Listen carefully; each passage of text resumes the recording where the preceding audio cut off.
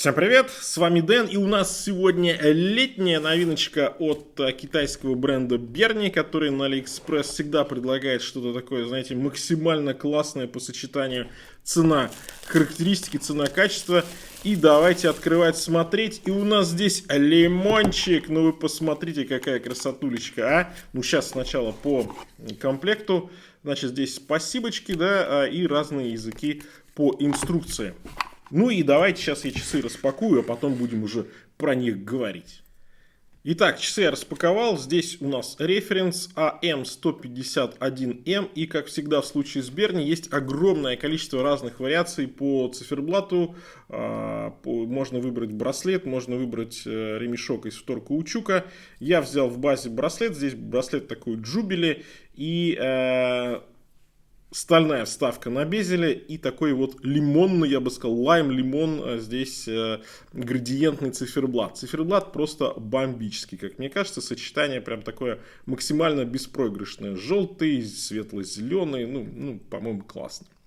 Значит, внутри здесь стоит Miyota 8215, японская рабочая лошадка.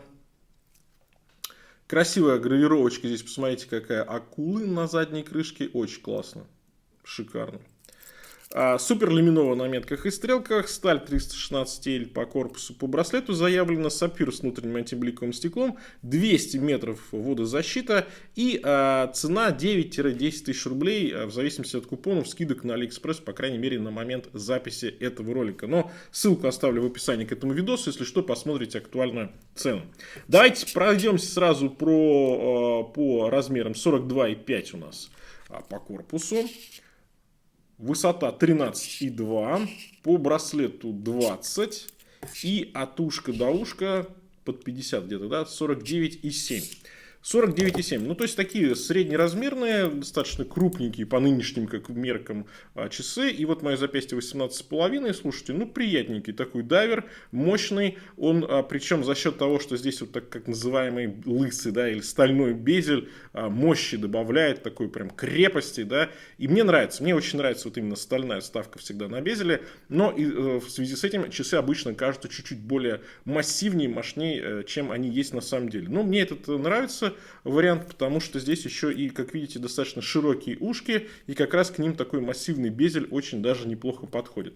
Ну, что касается браслета, здесь Jubilee браслет, мне кажется, к таким массивным дайверским часам не очень с ними сочетается. Он в базе идет, его можно, конечно, понятное дело, поменять на что вы хотите, на каучук или на что-либо еще. В принципе, я бы, наверное, поставил здесь какой-нибудь интересный такой, может, желтенький каучук именно на лето. Ну, может, и белый, например.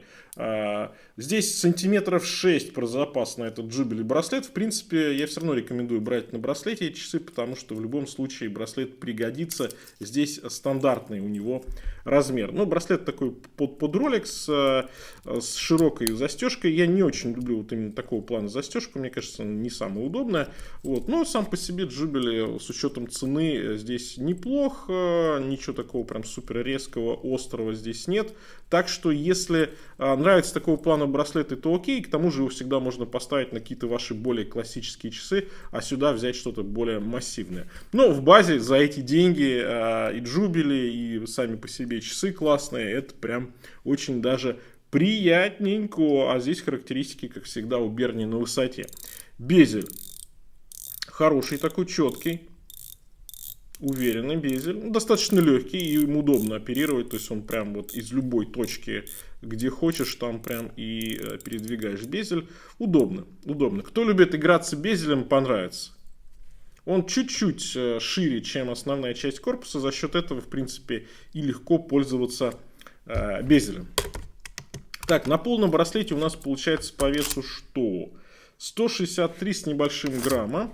И здесь достигается такой вес за счет того, что достаточно легкий браслет, а вот корпус он такой увесистый, массивный, высокий достаточно, да. С таким высоким, мощным, маскулинным безелем. Заводная головка. Красный здесь, да, у нас вставочка такая. Ну и По читаемости здесь, мне кажется, все шикарно, потому что люм такой, да, зеленого цвета, на мелких, на стрелках, контрастно все, дата у окошки 3 часа, кто любит дату, и стрелки правильной такой, разной длины, поэтому с читаемостью, мне кажется, вопросов вообще никаких нет. Ну и сочетание, мне нравится сочетание, потому что здесь градиентик такой желтого цвета, прям такой прям ядрено-желтый, и он практически в черный уже переходит к концу циферблатом. Наклонная внутренняя часть безеля. За счет этого чуть-чуть меньше циферблат кажется и чуть-чуть шире еще кажется безель. И здесь уже у нас идет минутная разметка. Ну и еще красных немножко акцентов добавили здесь на циферблате, вот на заводной головке, 200 метров, да, и тут прям такой ядовито-желтый. Прикольный цвет, мне нравится вот именно с этим цветом, вот этот вариант прям класс.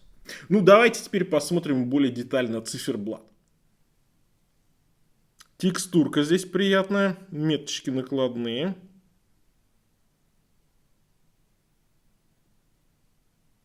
Безель прям приятно сделан.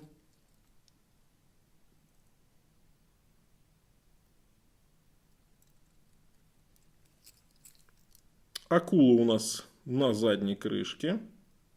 Системы быстрой замены по браслету нет, к сожалению. Хотелось бы ее видеть. Но, опять же, вспоминаем, что цена здесь, ну, прям мега-мега демократичная. Где-то 120-130 долларов. И мне кажется, это бомба. С учетом того, что это механика на Миоте с классным корпусом, интересным циферблатом, именно по такому цветовому выражению. Интересно, да. Плюс есть, кстати, сапфир и внутренний антиблик. Поэтому, если что-то такое вот присматриваете на лето, яркое, сочное, может быть, с ядовитым циферблатом, то почему бы и нет. Но лично я, конечно, сразу посадил бы такие часы на какой-нибудь яркий, сочный каучук, и, наверное, это будет веселей. На этом у меня все. Всем пока, с вами был Дэн, конечно же. Увидимся.